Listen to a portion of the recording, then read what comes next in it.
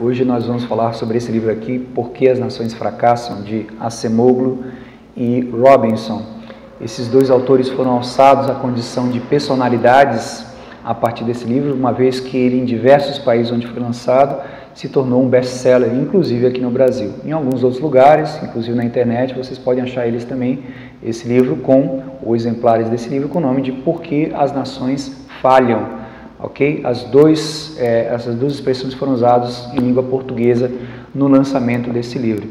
Esse livro foi antecedido por uma obra muito bem sucedida desses autores que avaliava o impacto da colonização ou das origens coloniais das nações e seu desempenho durante o século XX. Num trabalho econometricamente denso e que rendeu a esses autores um grande prestígio acadêmico, fez com que, na sequência dos anos, esses autores trabalhassem com esse tema, já atualizando um pouco os dados para o nível mundial, mas se comunicando com um grande público, né? E num livro como esse aqui você não encontra uma tabela nas centenas de páginas dele, tá certo? Ou seja, ele é feito para que uma pessoa razoavelmente alfabetizada, mesmo sem ensino superior, possa entender suas ideias. E o que é que caracteriza esse livro? Esse livro é caracterizado pelo fato dele rejeitar uma série de ideias que sempre estiveram no imaginário da população, inclusive dentro dos próprios pesquisadores na academia. Nós todos já ouvimos a explicação de diversas ordens, como por exemplo de Max Weber, que diz... Max Weber tem uma obra muito conhecida chamada Ética Protestante, que afirma que o sucesso de alguns países se deve pelo fato de eles serem formados por população dominantemente protestante, que envolve uma ética do trabalho mais profícua que a ética católica, por exemplo. Mas outras explicações foram dadas ao redor do mundo, né? A origem cultural, o idioma, o determinismo geográfico e, além disso, também explicações que normalmente mais à esquerda, da era colonial, do colonialismo e do imperialismo. Esses autores criam uma base de dados, uma série de exemplos, alguns deles chegou pela internet para o TED Talks, outros estão colocados em artigos e entrevistas deles, né? Todos organizados nos capítulos que formam esse livro, que tem como subtítulo As Origens do Poder, da Prosperidade e da Pobreza, né? Esses autores desenvolvem o argumento de que, na verdade, são as instituições que importam. Então, dessa forma que é desenvolvido no livro um quarteto de conceitos fundamentais. O conceito de instituições econômicas inclusivas e o conceito de instituições econômicas extrativas, né? O conceito de instituições políticas inclusivas e o conceito de instituições políticas extrativas. Esses quatro conceitos são os conceitos pelos quais esses autores tentam mostrar por que alguns países prosperam e outros países não prosperam.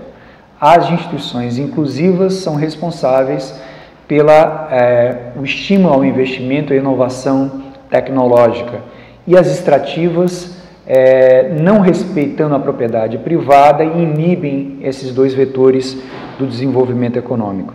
Do outro lado, do ponto de vista das instituições políticas, as instituições políticas inclusivas, elas acabam repercutindo num compartilhamento do poder e das decisões tomadas para a sociedade.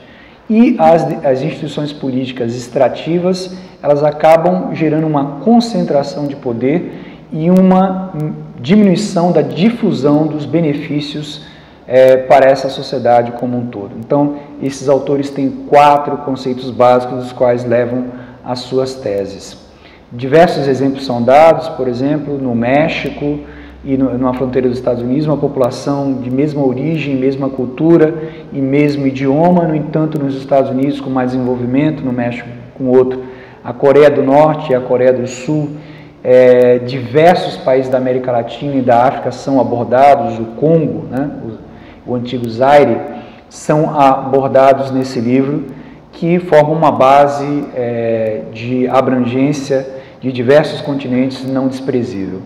Esse trabalho ele acaba reafirmando uma linha de pesquisa que é cada vez mais utilizada no mundo todo. No Brasil, ele rendeu um trabalho importante da então mestranda Joana Naritomi, da PUC do Rio de Janeiro, que tentou ver os ciclos coloniais no Brasil associados às instituições e vendo que regiões desenvolveram mais do que outras, ou seja, que regiões teriam sofrido a influência de instituições mais positivas e, portanto, mais ligadas à prosperidade.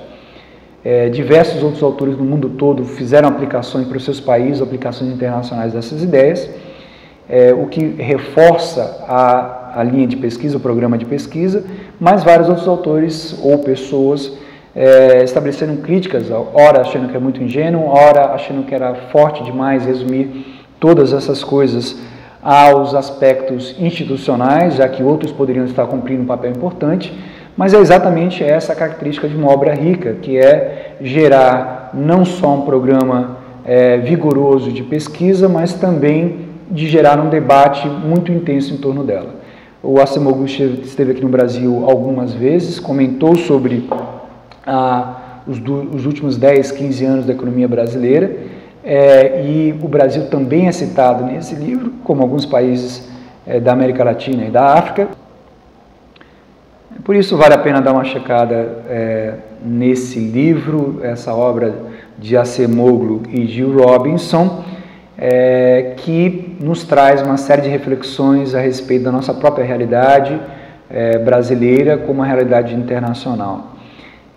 Sem dúvida, apesar de poucos anos de lançado, foi lançado em 2010, esse livro já é um clássico da economia institucional, talvez tenha sido o livro de economia institucional ou da nova economia institucional que mais vendeu no mundo inteiro, tá certo? Portanto, tornam esses dois autores hoje grandes pilares da reflexão sobre instituições na economia e no mundo como um todo.